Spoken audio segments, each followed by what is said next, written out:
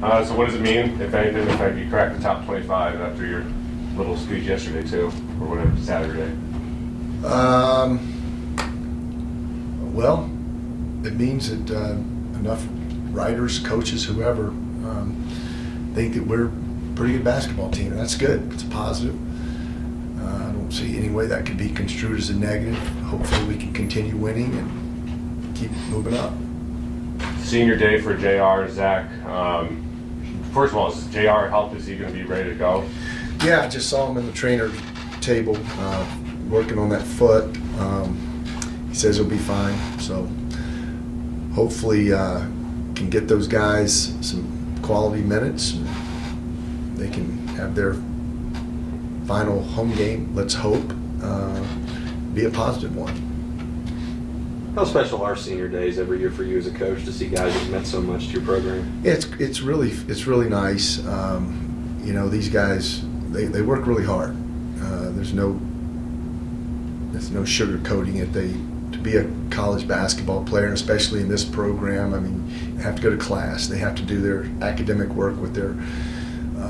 If they need tutors, they do all those meetings, and then they have weight training responsibilities and film study, and then individual practices as well as team practices. So they put in a full day, just about, you know, during this time of year, 6 days a week, and then usually it's at least 5 days a week.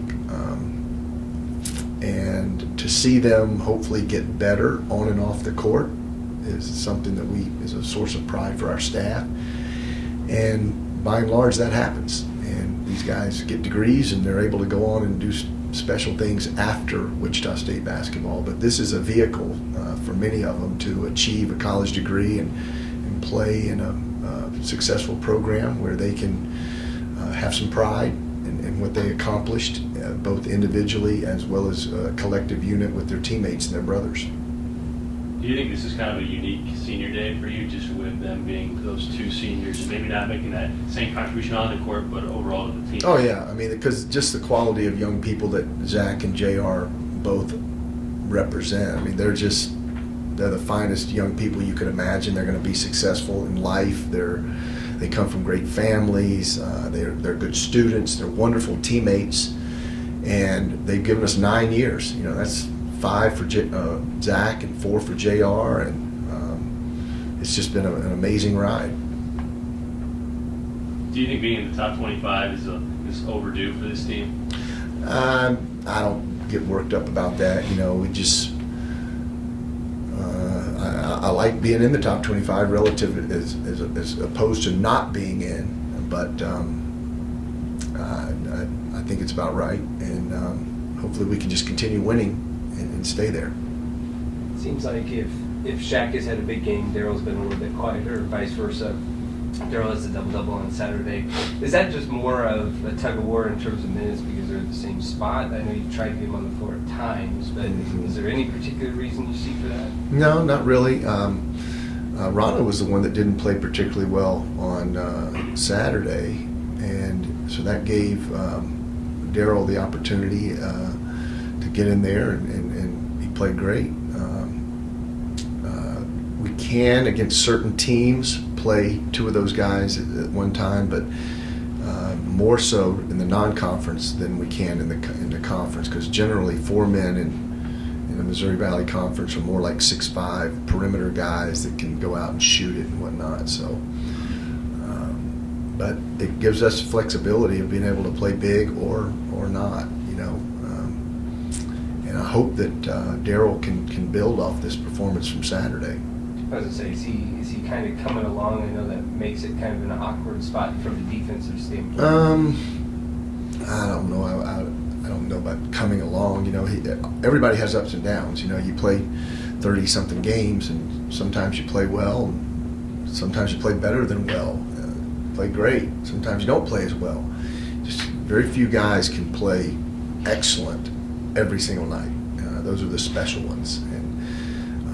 First year in Division I basketball, I think he's had a good year, and I'm looking forward to keep pushing him and working with him and coaching him. And he listens. He tries to do what we ask him to do, and because of that, he's going to continue to get better. Coach, Evan and Fred, Ron in the house this week. for a couple of days being around the team. Do you feel like they were able to impart some wisdom on some of these guys? And did they say anything that you feel like the team really took to heart? I don't really know.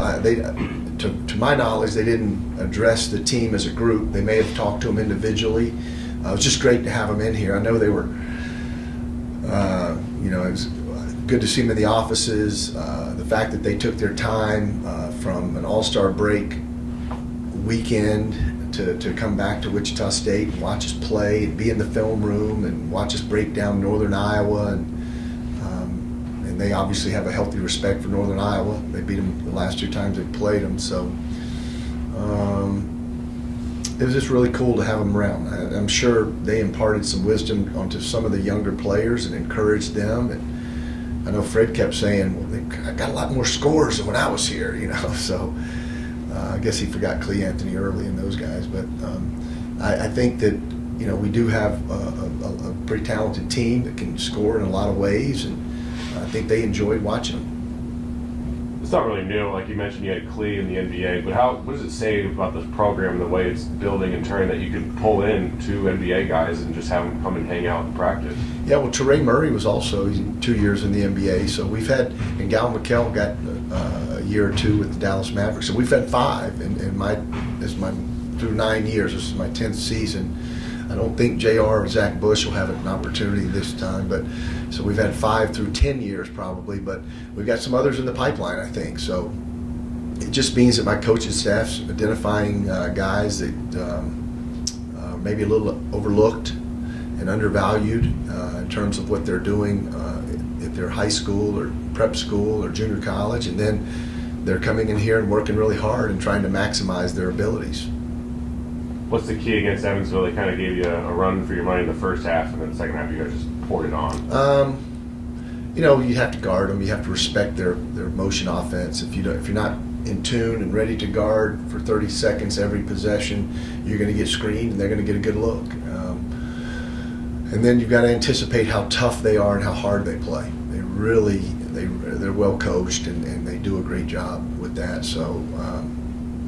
I hope that we can play more like we did in the second half as opposed to the first half. How pleased have you been with the focus of you guys getting prepared for one game at a time? Very, very pleased. We won, 15 out of 16 or something like that. So I think that, we've had a good year. We've won 25 games already. We've got 2 more left. Then we've got the Valley Tournament. So I would have certainly taken 25 wins back in August after that Canadian trip. So we've gotten that already, and now let's see what else we can do. Do you find yourself looking at all at any of the RPI lists or anything in the final weeks of the year? I haven't had time, honestly. I do quite a bit of that after the Valley Tournament. That week that we have off, I watch a lot of basketball and look at different analytics and things like that, because we finish on, at the very latest, we finish on Sunday, and then the selection Sunday's a week later. So I'll have plenty of time at that point. Knowing that tomorrow's the last home game here, is there anything you're going to tell the team about taking it in and absorbing it as they go into postseason round? I do that quite often. This is a special place to play. They know that. I was with JR last night. We had a dinner that he was invited to, and he just told me he couldn't believe it. He couldn't believe in 2 days he was going to be playing the last home game with Coke Arena in front of these fans. And I said, we've had a good ride, man, and it happens. I've seen it happen now 19 years as a head coach, but he's going to do fine. He's going to do great afterwards, but he's already kind of lamenting the fact that this is the last time he'll be able to run out that tunnel. It's pretty cool. I told him before one of the recent games, it may have been Northern Iowa, I don't know which game it was recently, that I told him, I'm 53 years old, and there's not I guess I look forward to grandchildren and things like that, but I've done all the first in my life for the most part. But if I could run out that tunnel, and play in front of these fans, it would be just an incredible feeling. And this is coming from an older guy. And I said, you guys cannot take this for granted. You got to understand how special this is. And and soak it up and enjoy it and just revel in it.